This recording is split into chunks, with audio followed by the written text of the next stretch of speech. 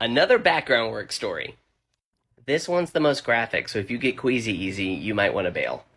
I was doing audience work on a TV show called Killer Karaoke, starring Steve-O from Jackass.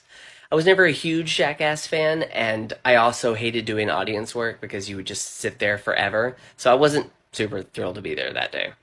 The premise was simple. They basically torture you, and as long as you don't stop singing, you win money. We watched one woman walk through a bunch of cactuses while wearing balloons. Another person was wearing like a full body shock collar in some kind of way, and they would get shocked and they had to keep singing. Finally, we get to this one with this woman in her mid to late 40s. She's a little bit bigger, and she is on this raised platform that's like pretty high off the ground. I want to say probably like my chest level, something like that. It's been a few years, I'm not exactly sure. But she had to walk along this platform, and it was filled with these little holes of things you didn't want to walk on. One of them was like something gross, I can't remember, like pudding or something. Another thing was like bugs. And then the final thing was there was a baby crocodile that was in it. And she actually did really well. Like, I was impressed. She walked all the way through, kept singing, no problem. Until she got her foot wet from the crocodile little pond thing, slipped and fell off the platform, which was very high, as you remember, and she broke her leg.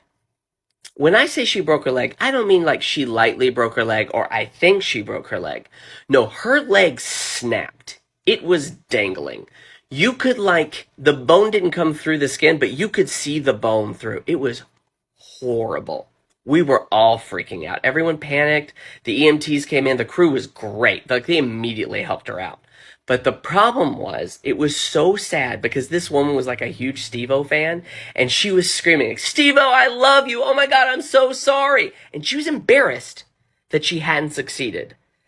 And he, just like in my James Marsden story, pulls out his phone, and it's like he didn't even notice she existed. Just gets on his phone and walks away. And she kept yelling his name on the stretcher all the way out because she just wanted a second to meet him. And he was gone. That's definitely the worst experience I ever had doing background work.